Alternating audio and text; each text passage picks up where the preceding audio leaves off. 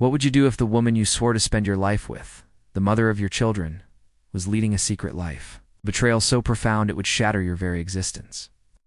I never thought I would be the man asking that question. But the night everything broke was a Tuesday, and the glowing screen of a second phone, hidden behind the dresser, in our bedroom, illuminated a truth I could never unsee. It wasn't just a phone. It was a portal to a world where my wife, Sarah, was a stranger, a woman exchanging intimate messages with another man, planning rendezvous in hotels I'd never heard of. My heart didn't just break. It imploded, leaving a gaping, freezing void. The air in our quiet suburban home in Dallas, Texas, suddenly felt toxic, every breath a struggle.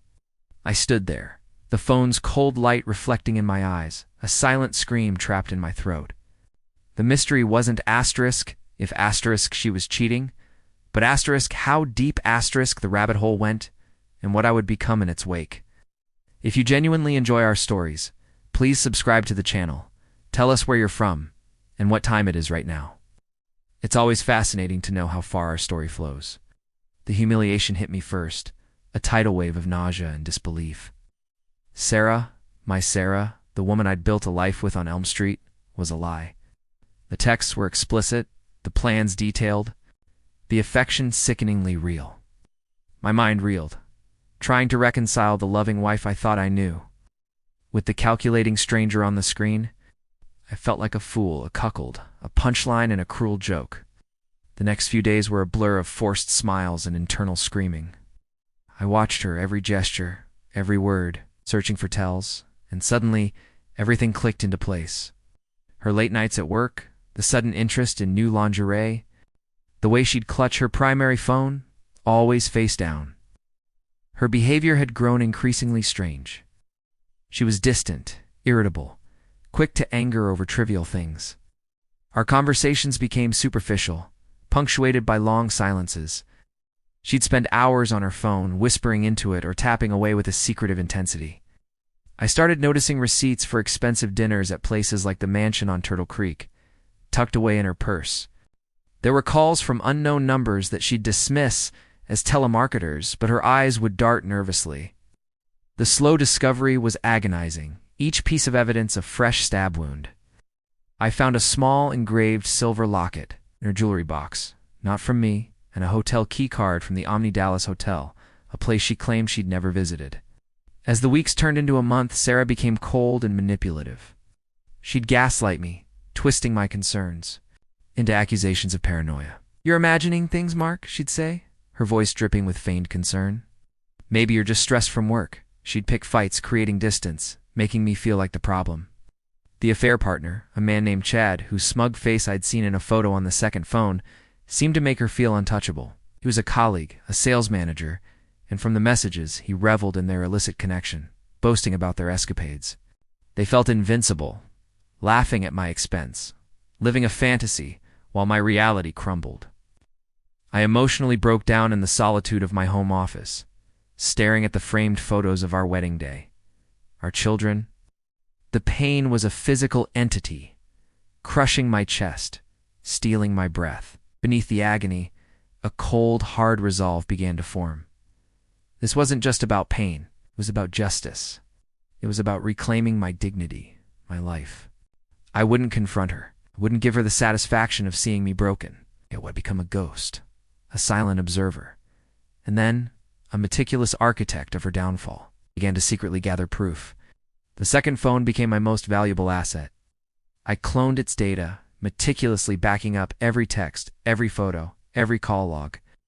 I installed a discreet GPS tracker on her car, a small device hidden beneath the bumper. I hired a private investigator, a quiet man named Frank from a firm on Main Street, who provided irrefutable photographic evidence of Sarah and Chad entering and leaving hotels, holding hands in restaurants, and sharing intimate moments in a secluded park near White Rock Lake. I documented every lie, every manipulation, every financial discrepancy. I consulted with a divorce attorney, a sharp woman named Ms. Davies, whose office overlooked the bustling streets of downtown Dallas. She advised me on the legal implications, the custody battles, the financial settlements. I learned about marital assets, community property, and the legal weight of infidelity in Texas. With the evidence mounting, I began to set my traps. I subtly shifted funds, ensuring my financial security while making it appear as though nothing was amiss. I cultivated relationships with key figures in Sarah's social circle, planting seeds of doubt, not with accusations, but with carefully worded concerns about her recent behavior. I ensured my children were emotionally prepared, gently explaining that sometimes adults make mistakes, preparing them for the inevitable upheaval. The legal traps were set with precision. Ms. Davies filed the divorce papers, citing irreconcilable differences, and, crucially, providing a detailed affidavit of Sarah's infidelity, backed by the overwhelming evidence I had collected. The public exposure happened swiftly and brutally. The divorce papers, with their damning details, became public record. The private investigators' photos, carefully anonymized, but undeniably depicting Sarah and Chad, found their way to key individuals in her professional and social circles. Her carefully constructed facade crumbled. Her colleagues at the prestigious marketing firm on Commerce Street, where she prided herself on her integrity, looked at her with disdain.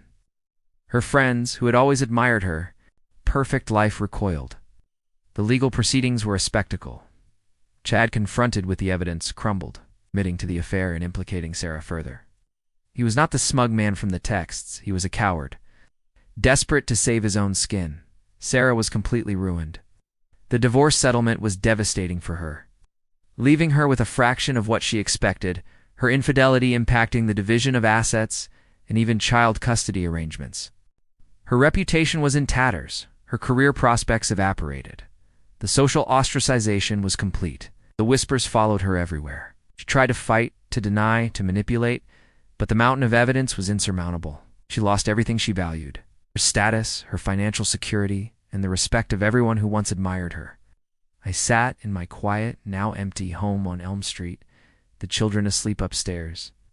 The house felt different, lighter, yet heavy with the echoes of what once was.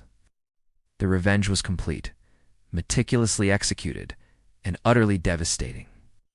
There was no joy, no triumph, only a profound, chilling emptiness. The silence was the loudest sound I had ever heard.